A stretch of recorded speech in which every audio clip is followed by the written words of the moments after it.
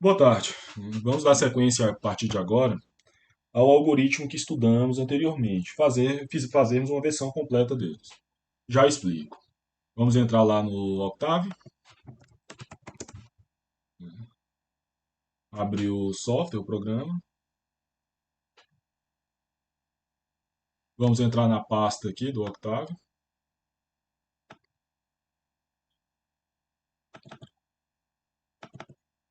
Vamos aplicar o algoritmo. Aplicando aqui no número inteiro, podemos observar que ele funciona adequadamente. A gente teria 3.556, né, que foi os casos que a gente estudou. No caso, 10 dígitos decimais, né, ele vai representar, deveria representar em todos os dígitos. Né? A gente lembra que a gente tem apenas que inserir aquele comando para aparecer um número maior de casas lá dentro do algoritmo, que eu não vou mexer com isso agora, mas a estrutura está funcionando corretamente. Né? Basta multiplicar por 10 a quarta que ele volta para o número original. Né? Então, se a gente pegar e colocar aqui, por exemplo, 0.1125, né, também ocorre adequadamente, porque ele já estaria representado na aritmética do ponto flutuante de base 10. Entretanto, quando eu coloco 0.0125, esse número não está representado na aritmética do ponto flutuante. Para corrigir esse problema, podemos observar o seguinte, que os dois casos anteriores já estão funcionando corretamente. Então, vamos criar um novo algoritmo sem alterar o anterior. Né? Então, para isso, vamos criar aqui, né, que eu criei aqui o algoritmo APFC, e vamos adaptá-lo para que funcione corretamente.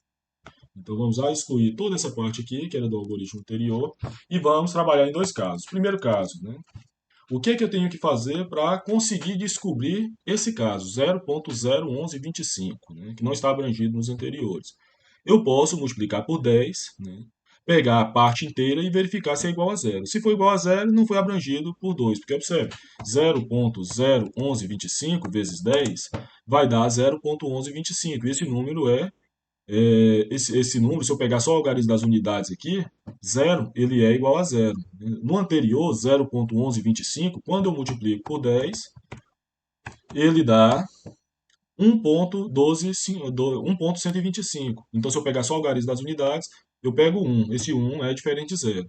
Então, a gente pode observar que esses casos podem se resumir no seguinte caso. Né? Se ele for maior que zero, eu deixo o algoritmo anterior que vai funcionar corretamente. Se for igual a zero, aí não. Aí eu tenho que fazer uma nova operação. E é com isso que a gente vai trabalhar nesse novo algoritmo. Se, né, aí a gente vai aplicar um teste. Né? Teste igual. Vamos verificar apenas se no algoritmo anterior tinha alguma variável chamada teste para não haver confusão de variáveis. Né? Então aqui na anterior não tinha nenhuma variável chamada teste. Então vamos voltar para o nosso algoritmo. Né? A gente vai definir essa variável teste como sendo o resto de 10 vezes o número que vai entrar. Resto 10.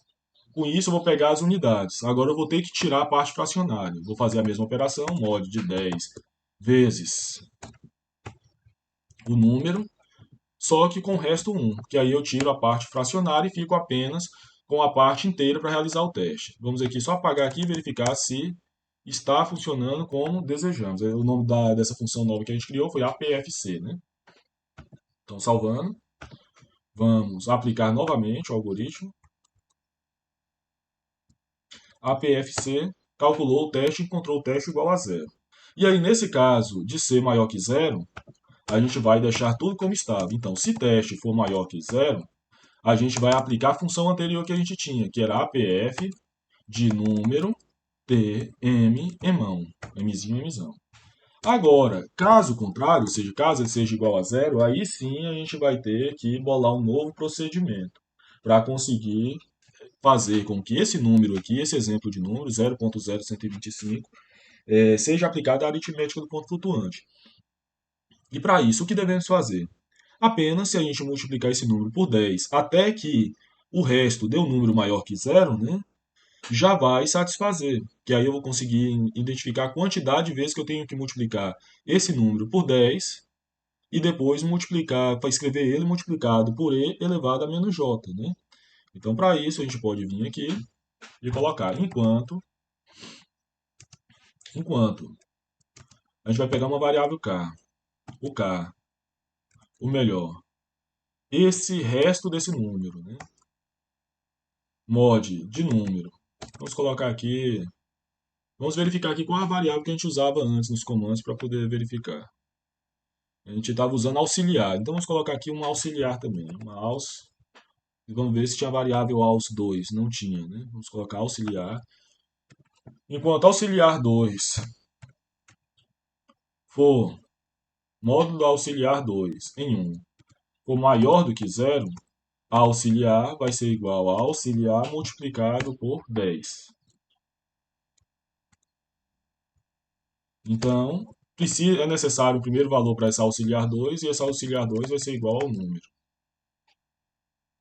Eu posso até deixar apenas como auxiliar, já que ou vai entrar no primeiro caso ou vai entrar no segundo caso. Então, eu posso deixar até como auxiliar mesmo.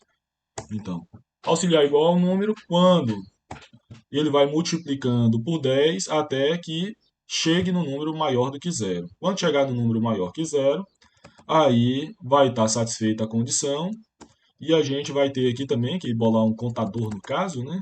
Esse contador eu vou colocar i igual a i mais 1.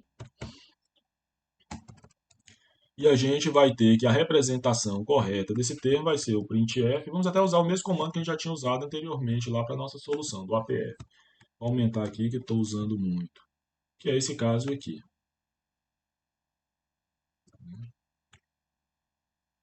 Só que com a alteração que agora é elevado a menos i. Ou seja, o número multiplicado elevado a menos i. Vamos verificar se tudo vai ocorrer como desejamos, né? E finalizar a questão caso esteja tudo corretamente. Então, podemos observar que ainda não está, né? Não está funcionando corretamente. Vamos verificar aqui o que aconteceu. O 0.0125 ele foi multiplicado aqui no auxiliar por 10, que deu 0.1125, depois por 10 novamente, e aqui já deveria ter encerrado. Então, nossa condição do algoritmo de parada está incorreta. Está falando enquanto maior que zero, né? Na verdade, não seria igual a maior que zero. Eu quero maior do que 1, né? Porque sempre ele vai ser maior que zero, né? A não ser lá quando encerrar aquele comando lá anterior. Vamos verificar novamente. 0.0125. Então vamos verificar aqui novamente. Maior que 1 também não satisfaz. Na verdade, ele teria que sair do intervalo 0, 1. E para a gente fazer isso, a gente pode usar o comando ou, né? O comando ou seria isso aqui. Ou mod. Ele tem que estar entre o intervalo 0, 1. Quando sair do intervalo 0, 1, a gente quer que ele pare. Então aqui na verdade é menor do que 1. Só deixar aqui. Quando for menor do que 1. Quando for maior do que 1, vai ter que parar. Menor ou igual, né? Menor ou igual a 1. Vamos verificar agora corretamente. Estava fazendo a estrutura matemática incorreta, né? Vamos ver aqui o que aconteceu.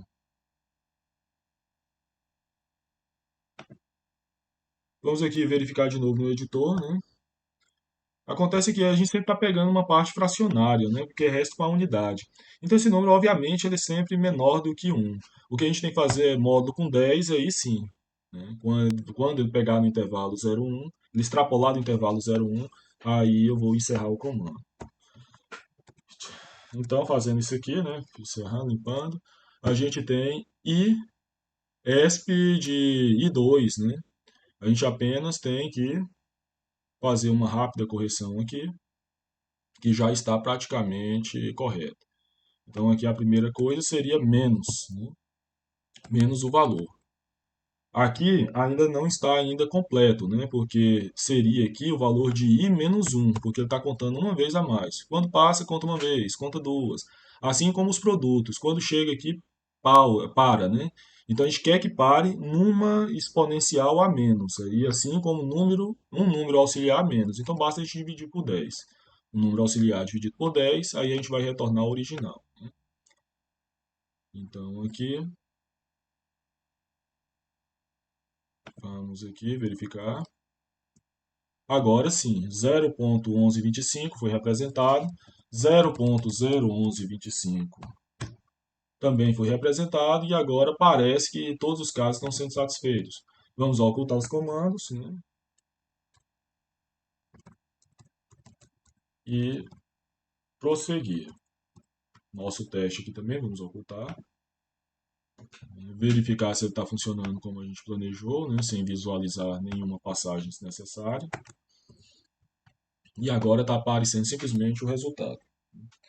Então, dessa forma, a gente encerrou esse algoritmo, né, dado alguns cuidados adicionais que temos que ter, mas ele aparentemente está funcionando. Realizar mais testes até encontrar um outro ponto de eventual aí que não tenha sido considerado, uma possível falha e ajustar, mas parece que está funcionando para a maior parte dos casos, né? Então, no próximo algoritmo, a gente vai tentar fazer operações, né? Então, a gente vai utilizar esse algoritmo anterior aqui, por exemplo, esse APFC, e vamos utilizar para fazer operações. Vamos agora criar algoritmos para fazer operações: soma, subtração e multiplicação, né? Subtração até não, né? Como todas podem ser definidas através da soma e multiplicação, eu vou me preocupar apenas com a soma e a multiplicação, né? Então, vamos fazer no próximo vídeo, dois algoritmos. Um para somar números na aritmética do ponto flutuante e outro para multiplicar números na aritmética do ponto flutuante.